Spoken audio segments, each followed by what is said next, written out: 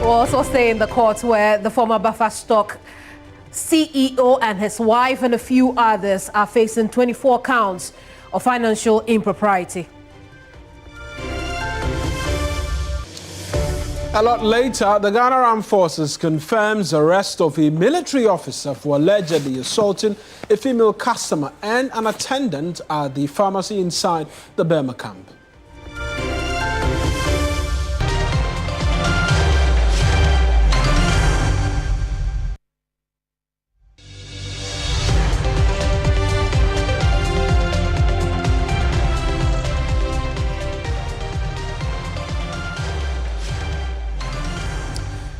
I'm Kemini Amanor, and this is News Central. And I am Mawuena Egbeta. The bulletin starts right now.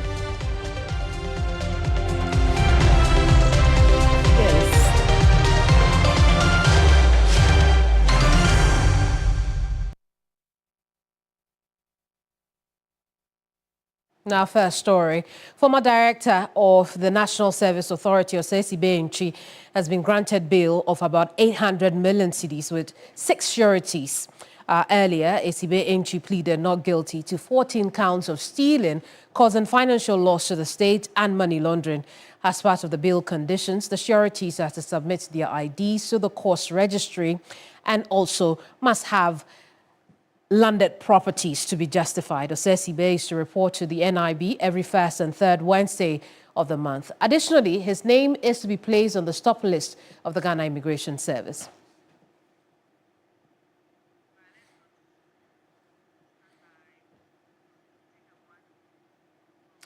Lord Edwasari is our court correspondent who's following this story closely in court. Lord, good afternoon to you. What else can you report about Esibe Enchi in court today? Right, so Kemini, prosecution was led by the Deputy Attorney General, Dr. Justice Remsai, and narrating the brief facts of the case, he indicated that from August 2021 to February 2025, Osei Enchi, the former director of the National Service Authority, approved the payment of over 500 million Ghana cedis as allowances to ghost names. Now, these names culminated about 63,000 individuals, or what we are terming as ghost names. Also, he additionally acquired an ease-wage card in 2022, and this ease-wage card was linked to the accounts of the National Service Authority and the ADB bank accounts. He registered this ease-wage in his biometrics and paid himself 8.2 million cedis between 2022 to 2024.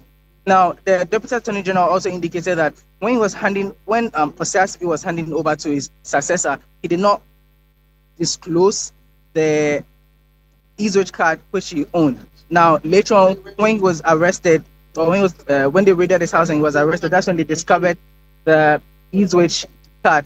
Now, after hearing the brief facts of the case, his lawyer, led by Osei, prayed for bail for him, indicating that he's a person of repute. He served the nation in various capacities and so is not flight risk.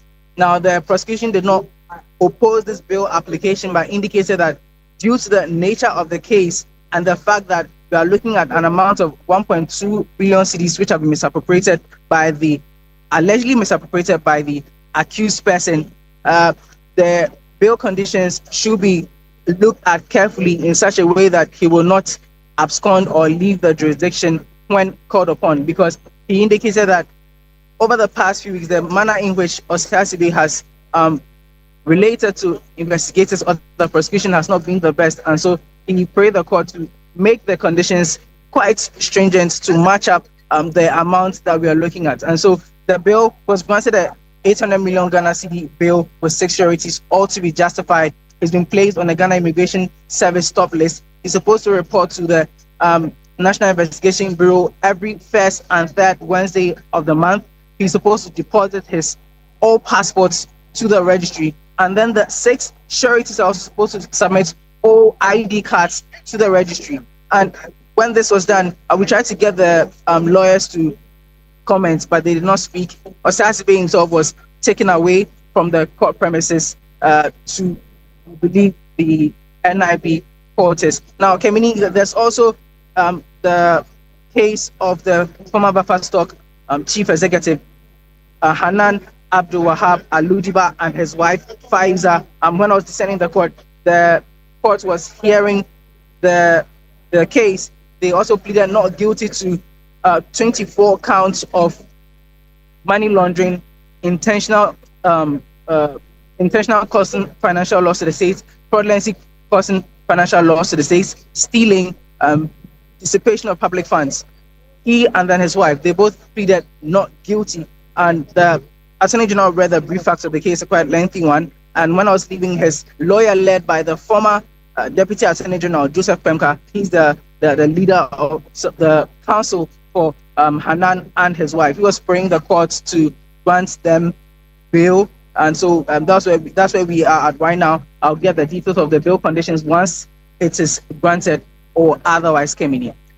I see. So Abdul Wahab and his wife and a few others who are facing charges of financial impropriety have also been granted bail, you tell us. But give us details of the extent of the accusation against them.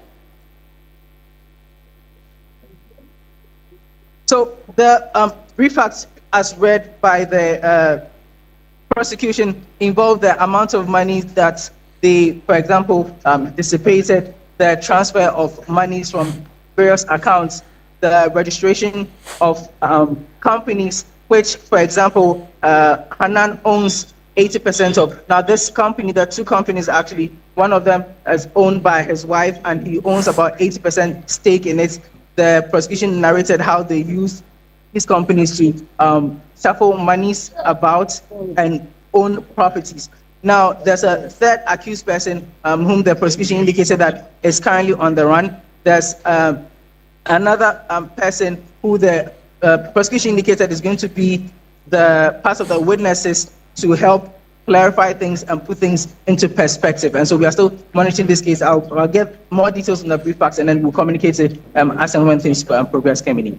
Tell us again what their bail conditions are. As of now, the lawyers are praying for the bail, and so we do not have that because they were still arguing or praying the court for the bail when I was leaving the court. And so we'll get to know that in a few moments when this is granted by the court, Kemini. Very well, then we'll leave you to go back to court and then listen in on how things are playing out. But that's our court correspondent, Lord Eduasare, giving us the very latest on two key issues being tackled by the Attorney General in court to do with the National Service Authority and the Buffer Stock Company. And we know as well that the Kwabena Duboahin case is returning to court. We'll be getting details of that from Lord, who is shuffling quite a number of courtrooms for us this afternoon. But let's return to another matter which has gripped the attention of the entire country following videos circulating on social media, amongst many other things. Because the Ghana Armed Forces has confirmed the arrest of a soldier captured on CCTV assaulting a female customer and a pharmacy attendant inside the Burma camp here in Accra. The suspect, identified as Warrant Officer Class 1, also known as WO1, Mensa Williams, was seen in the footage repeatedly slapping the attendant before turning on a young woman believed to be a customer, striking her several times for attempting to record the incident on her mobile phone. A statement signed by the Acting Director General of Public Relations for the Ghana Armed Forces, Captain Veronica Ajoahi, said the arrest was carried out at dawn today by military police personnel. The suspect is currently assisting with investigations. Now, according to the statement, the victims have received medical treatment and are also cooperating with investigators. He added that the Ghana Armed Forces does not condone any act of assault on civilians and will not shield any officer found culpable.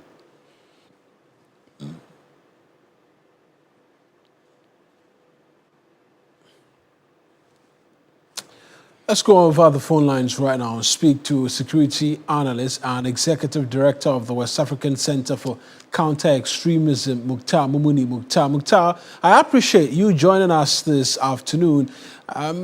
There's a lot that's been said about this incident, but for you, what does this say about discipline and accountability within the country's security institutions, especially when such acts occur inside a high-security zone like the Burma camp?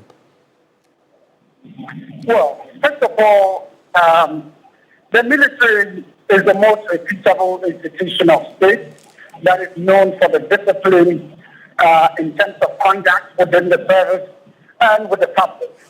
And so the fact has established over decades.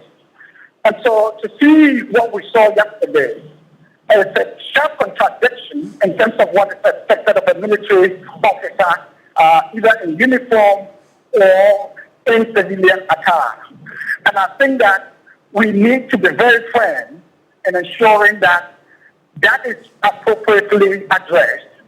And so far, we have seen the military police take action in terms of arrest and seeking to make him go through disciplinary process.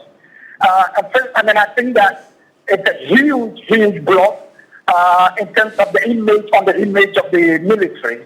It undermines the disciplinary image, the positive image that the military has within the Ghanaian public and beyond. And I think that everybody is interested in seeing what kind of remedial measures or disciplinary actions would be taken against this situation. Right, and you've spoken about the image. There are those who raise the question about confidence in the military's professionalism and whether or not an action like this affects this. Where do you stand on anybody who want to say that this affects confidence in the military by civilians? I think that there's a lot at stake at the moment. Too many times we've seen situations where a security officer is involved in a particular infraction or security breaches.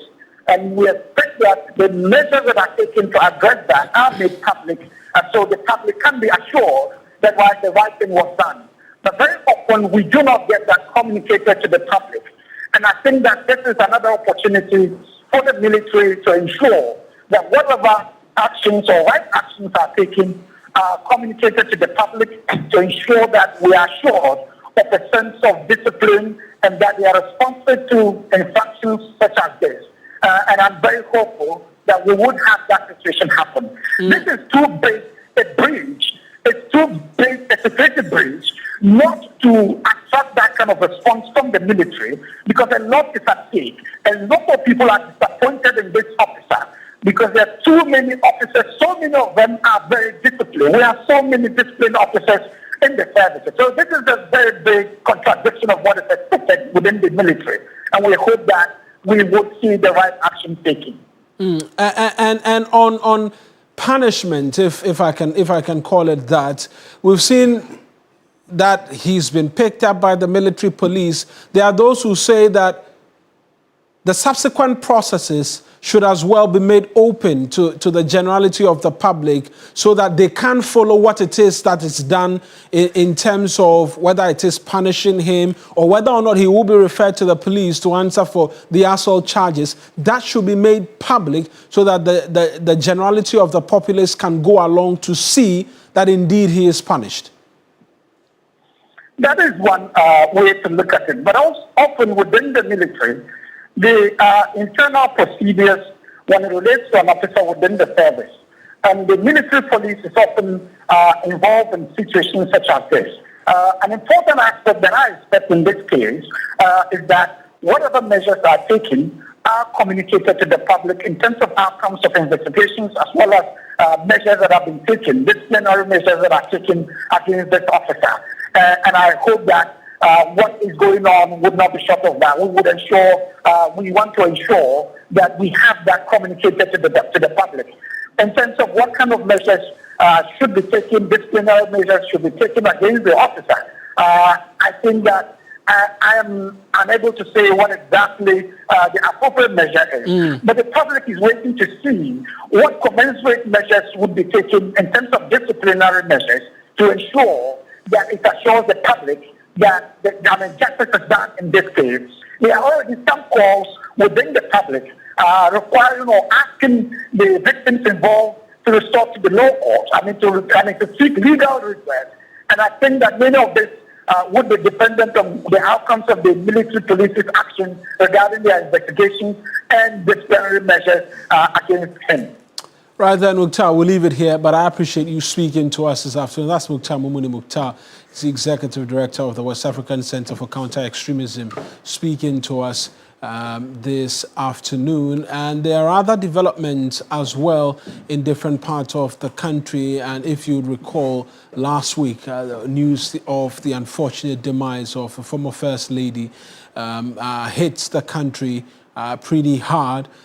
Since then, the home of the Rawlinses has been open, a book of condolence open, flags have flown at half-mast as a 3 days of national mourning has been observed. The family is today, we understand, rounding up all of the activities in the interim with regards persons visiting and the like since her unfortunate demise. We understand that well-wishers and sympathizers continue to trickle into the residence of the former First Lady to offer their condolences. I want to take you there right now where my colleague Noble Crosby Annan is still stationed and get some details as to exactly what is expected to play out today. Crosby, if you can hear me, well, I get the indication that we will connect with Crosby a lot later in the course of the bulletin. But let's do some stories.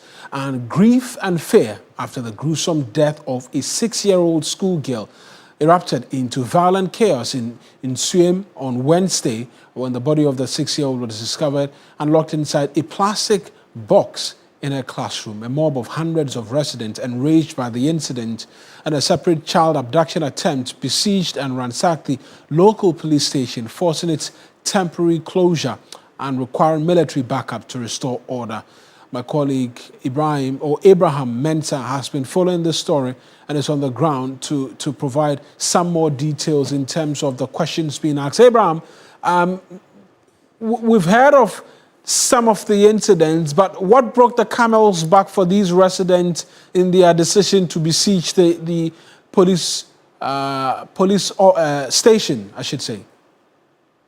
So 2 days ago, the community was shattered by the discovery of 6-year-old Jennifer Rimbele's body in a classroom. At the time, no suspects had been named, and just as parents, the community were in grief of this gruesome murder of the kid. Yesterday in the evening, around 5 to 6 p.m., the community was aroused by a suspicion of an attempted abduction of 2 other girls within the community. They brought the suspect to the police, and he's been identified as Sule Moses, who is a 25-year-old gentleman. The account as taken from residents was that the gentleman claimed to be an uncle of these 2 girls, whose name have been given as Caroline 5 years and Emily 7 years. He did confirm that he claims to know these girls and was trying to get them cross over the street. Surprisingly, the mother, a bread seller, was just a few meters away from the vicinity. They took the suspect to the police, but yes, so the residents weren't convinced because of the resident incident. And then they alarmed the community, who stormed the area, demanding that the police release the suspects for instant justice. This resulted in an exchange between the police and the residents. Several motorcycles that were parked at the police station were burned, some pickups were vandalized, and the police were actually doing the best to calm tensions, but they had to call on for reinforcement from the Takwa Central Police Station. Did not succeed, actually, until they got some assistance from the 2BN in Takwari to calm tensions. However, some persons were injured in the process. I'm told 3 police officers and 4 other civilians were injured, with 1 in critical condition currently receiving treatment at the Fianconta Regional Hospital. The police officers who were injured, do we know if some of the civilians were injured as well. That's one part. And then help us understand what the police say they are doing to deal with the situation, because there's been a murder, there's been attempted abduction.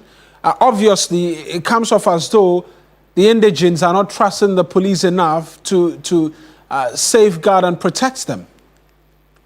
Yeah, it appears so. Based on the first incident, they've been pressing on the police to name at least a suspect. At the initial stages, it was only the class teacher who was invited for interrogation. And with the latest attempted abduction and on a history of other crimes within the community, they are a bit apprehensive and do not trust the police to deal with this matter. They've carried out an extensive investigation, assuring the community that perpetrators of such crimes should be brought to book. In the meantime, the suspect, Tule Moses, is in police custody at the Western Central Police Command in Takwa. I'm told this afternoon the MC is expected to visit the community and to get to engage, particularly Jennifer's parents and that of Caroline and Emily, who nearly fell victim to this suspected abduction incident. We'll come back to you again, Abraham, as and when there's a bit in terms of updates in relation to the situation.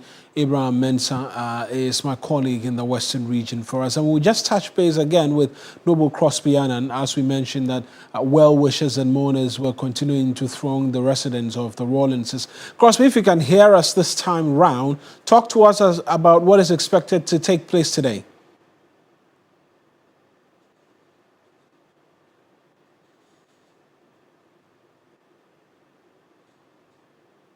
Well-wishers and sympathizers as they trickling at the residence of the late former First Lady and the family led by the Ebusia Payne of the family, as well as children and other family members are receiving the visitors. In your shot right now, moments ago, was the acting Chief Justice, who also came to sympathize with the family of the late former First Lady.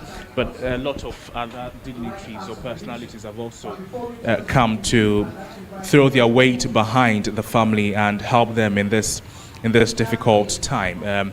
Ivor Kabnat Green Street of the CPP has been here. We've also seen the Council for Independent Churches Ghana. They've also been here, as well as Legacy Girls, Women of Hope. Some companies have also come to solidarize with the family, sympathize with them, and then made a few donations. Women of Hope, Star Oil has also been here. Cocoa Board has been here. In fact, Airtel, Tigo, and Boss, they have also been represented.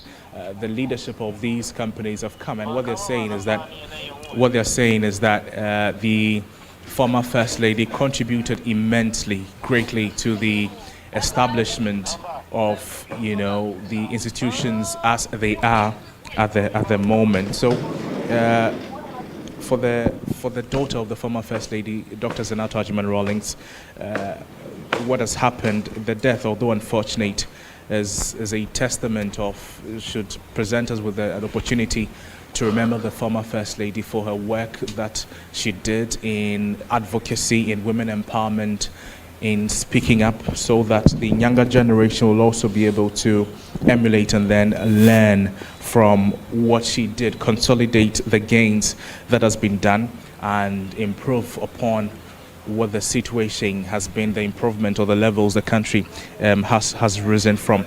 A lot of people, Fritz Baffo is here as part of the family, former Chief of Staff, a former Chief of Staff at Tudaz is also here. In fact, the Ghana Girls Guide, they're telling us that the family loved the youth, the family of the Rawlinses, they loved the youth, and they contributed immensely to the establishment of the youth. The Ghana Film Crew Association has also been here, led by Samuel Jando. He was here to mourn with the family, and some cadre groups have also been represented here.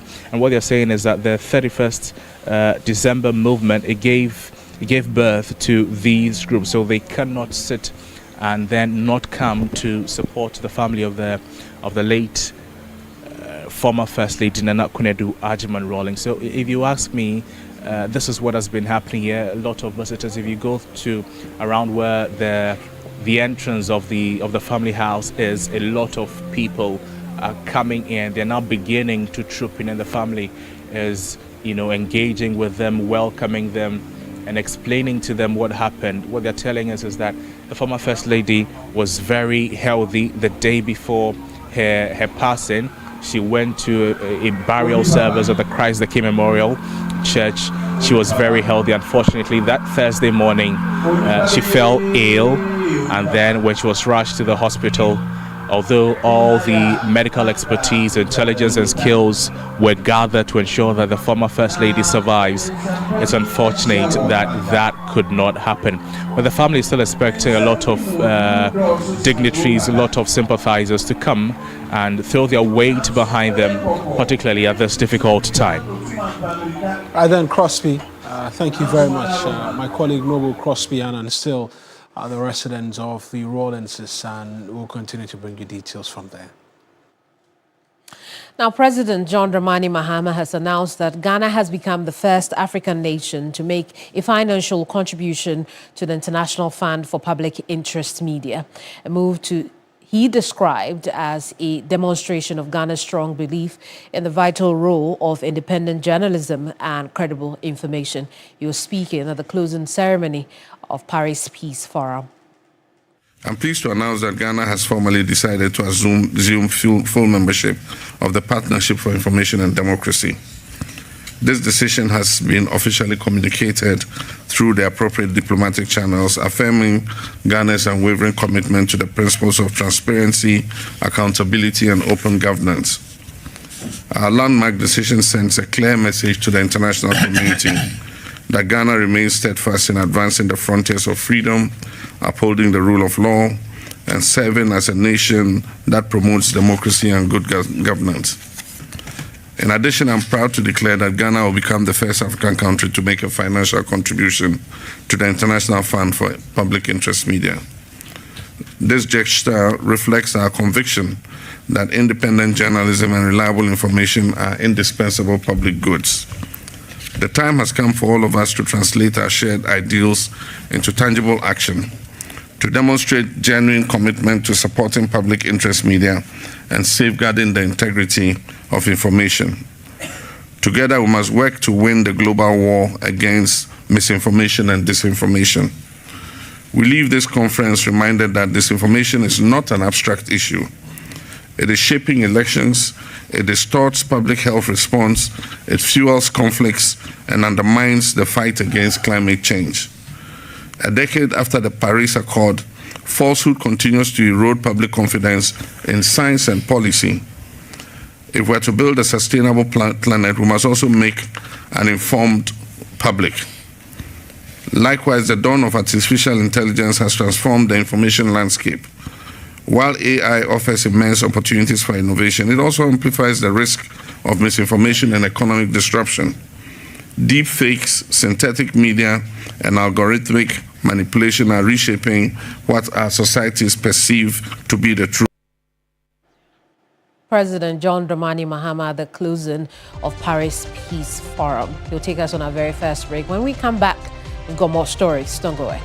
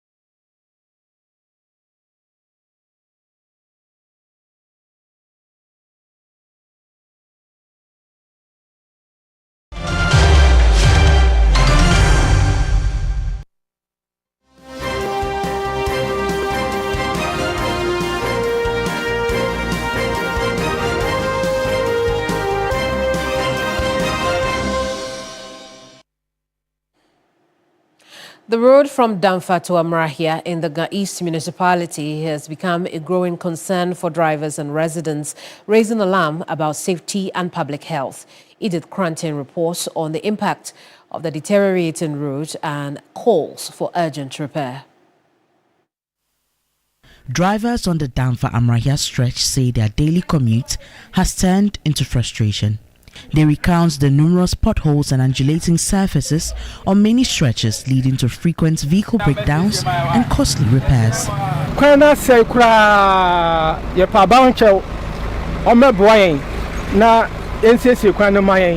We are pleading with the government to help fix the road for us.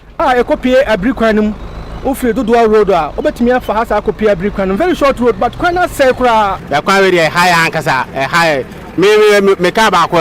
one of my cars is already in the workshop. Yesterday, my ball joint was damaged. We need urgent help. They narrated spending more time and money fixing their cars than actually driving them. Residents also complained about dust pollution affecting air quality and causing respiratory challenges, especially among children and the elderly. Our road is very bad, and the dust is too much. Pregnant women find it difficult applying this road. Passengers and drivers always complain. Local officials have acknowledged the poor state of the road. We're supposed to start that construction, I think, this very month. But because it is not in the budget of the assembly, so currently what we are doing is we have contacted the Ministry of Highways to absorb it from the assembly. But it's the assembly who is still doing the same work with the highways. So somewhere latest by December, the contractor is supposed to move to sites, and I believe we'll be able to get that road tidy. Officials say plans are already underway and aims to complete the work latest by the end of the year. Residents and drivers remain hopeful that the promised repairs will finally bring relief and safer roads to the Damfa-Amrahia community.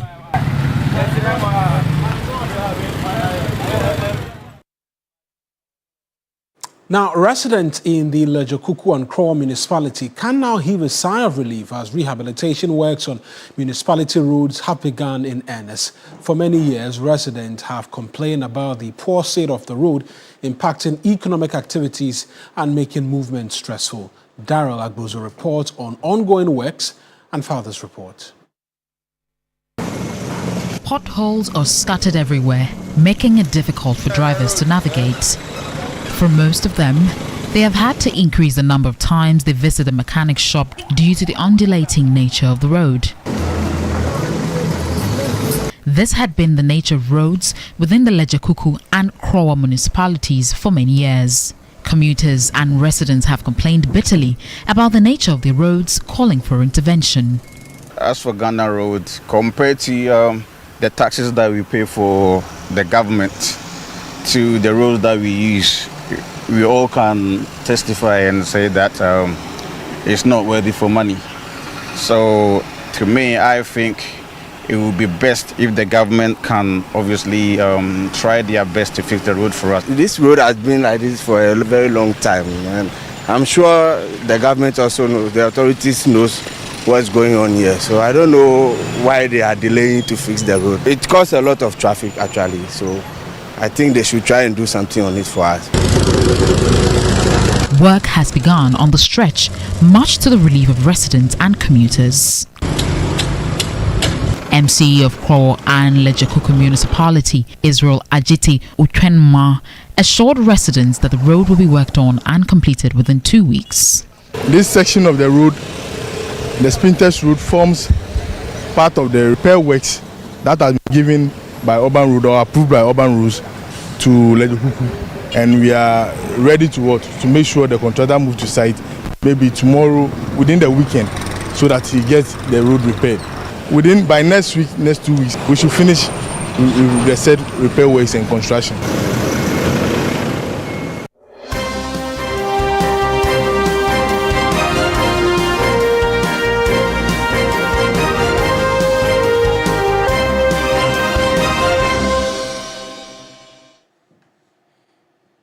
We'll now bring you news from across the regions.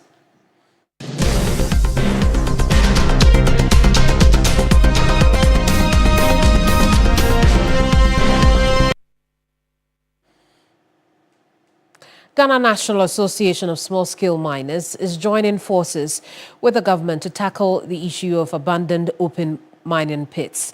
The collaboration aims to promote responsible and sustainable small-scale mining, ensuring that mined lands are reclaimed and restored to the original state.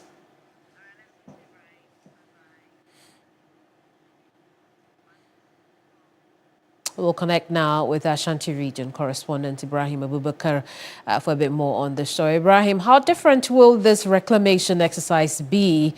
And as far as we know, how many acres are they targeting in the reclamation exercise? Well, Kemini, for the start, when we are looking at the targets, they are targeting at least to reclaim about 500 acres of land that have been left uncovered by these illegal miners in the Ashanti region. And for this intervention or this initiative, it's a multi-agency initiative that is spearheaded by the Ashanti Regional Coordinating Council. Then we have the Minerals Commission, Minerals Development Fund, National Security Network, EPA, and the local miners are also being involved. And the intervention is aimed at eliminating safety hazard and restore degraded environment in the mining sector. This time around, it is different because they are making sure that the local miners themselves will be part of the reclamation exercise. So what government is doing is that it's not as if they are allocating a lot of funds to do this initiative, but they have engaged the small-scale miners and they have also given them that assurance that they will make their machinery available for this exercise. So for the part of government, they will just supervise and make sure that they also support them with some fuel and also some resources that they will need to make sure that they will at least reclaim all this land,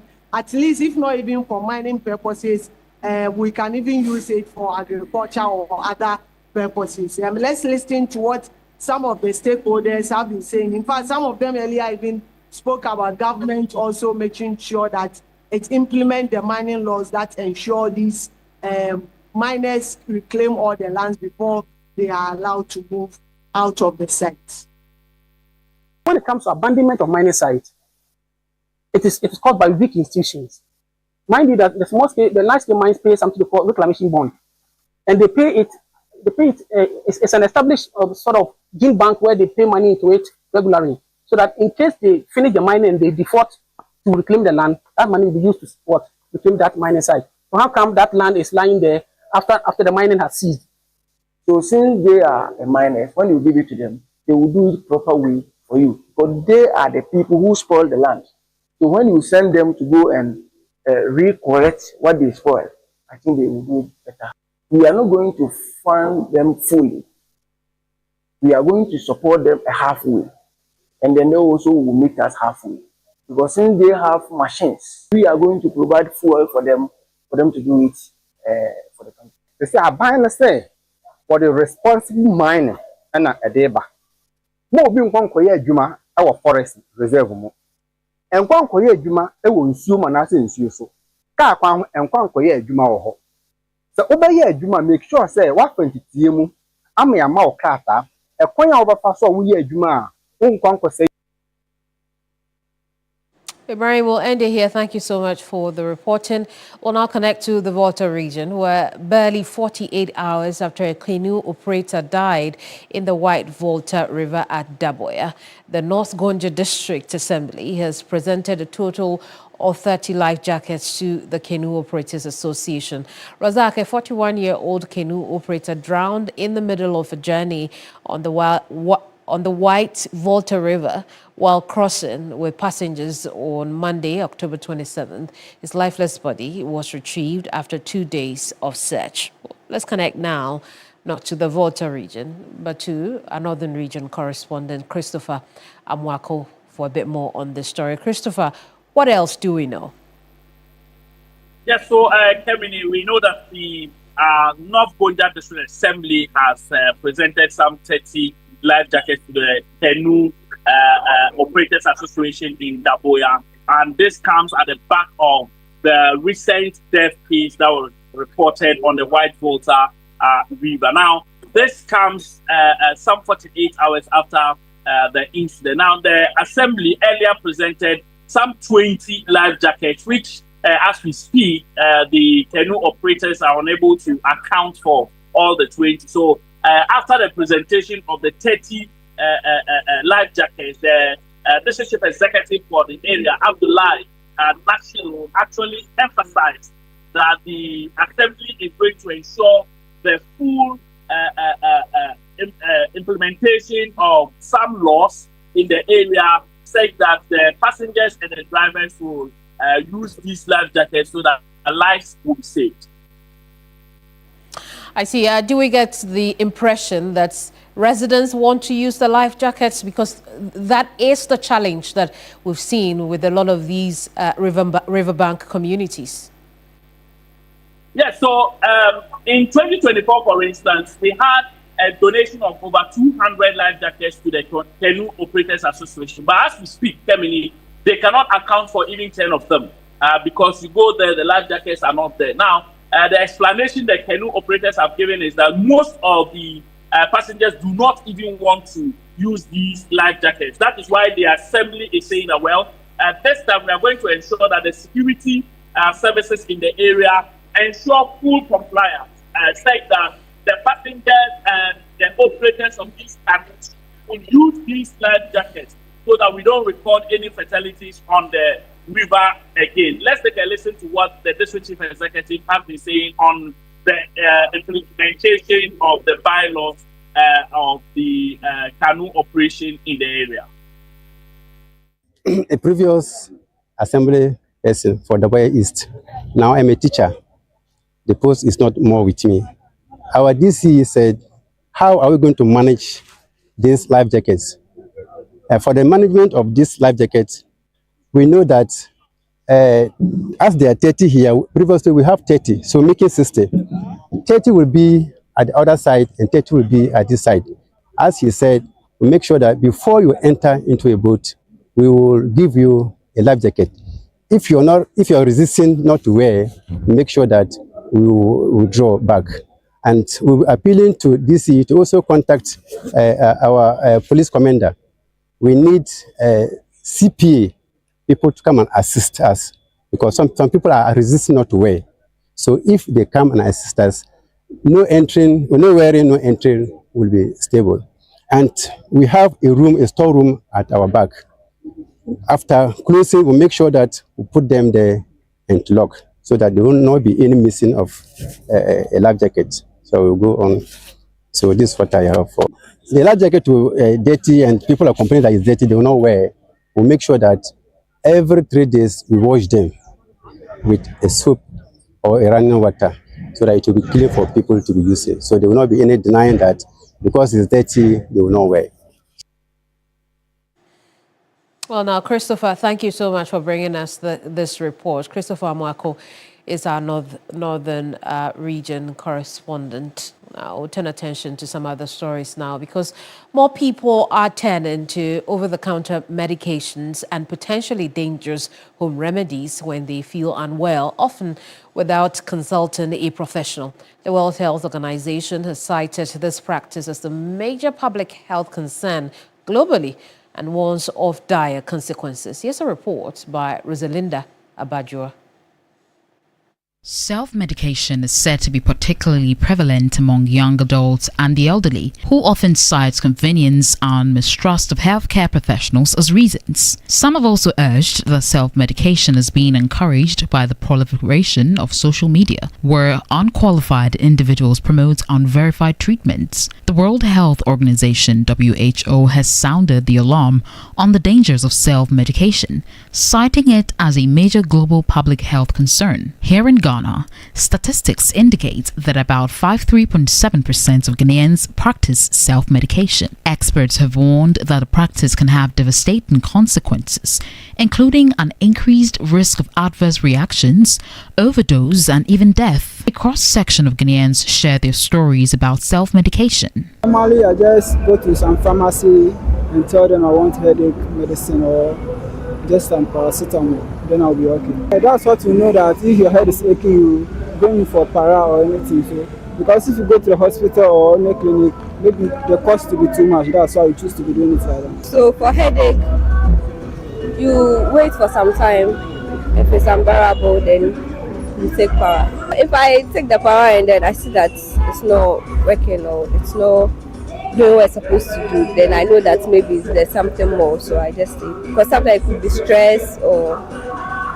A physician specialist and fellow in training in gastroenterology at the Kolebu Teaching Hospital, Dr. Fatima Mohammed, urged the public to desist from self-medication, emphasizing that the practice is harmful. You can take some paracetamol, but I must say that paracetamol is not an innocent drug. If you are taking just one dose of paracetamol, be sure that if the symptoms don't go away, you have to get to your doctor for a proper diagnosis. Some people take paracetamol for fever for a whole week, and what you are doing is that the paracetamol just makes the temperature go down, but it doesn't treat whatever is causing the rise in temperature. So you need to get proper diagnosis. You get the treatment that you require. She advised people to have first aid kits at home, at least with basic pain relievers included. You need a first aid kit at home. So you need something for pain, as I mentioned. So if you have an acute pain, let's say acute onset of a severe headache, you'd need to take something to reduce it. You also need something for in case you get a wound or a cut at home. So you need a dressing set. You may also get spirit, just to clean up when you get a wound or a cut. But even after that, you need to seek medical care, because sometimes some of these cuts are not clean. You may end up getting tetanus and other bacterial infections. So after doing the first aid, which is good, you need to still see your doctor. Self-medication may offer temporary relief, but the risks far outweigh the benefits. Experts are urging the public to take responsibility for their health by consulting qualified medical professionals, which remains the most effective way to manage one's health. Well, it's News Central live on TV, so we will take another break. We'll be right back. Don't go away.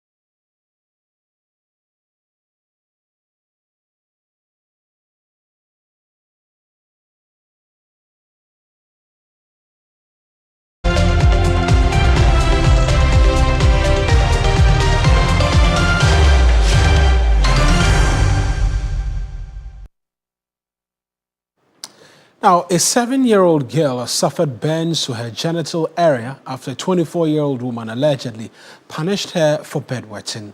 Although the matter was initially reported, the family says police dismissed it because they were told the suspect is not a blood relative. Christabel Trevor has the details.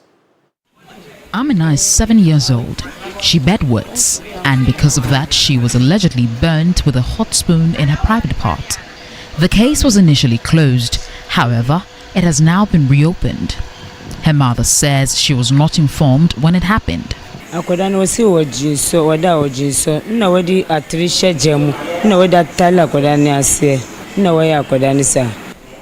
My daughter told me she wets the bed when she sleeps. The girl then took a hot spoon and placed it under her genitals. Some boys in the area caught the girl and took her to the police station. Her father came to bail her out and she fled. I was in Medina when it happened last week Wednesday. I was informed about it by someone else. Different person or frame or catch my son and Mr. Fuka fit in Medina by name. Amina confirmed she was burnt after wetting the bed, something health experts say is common among children and requires support, not punishment.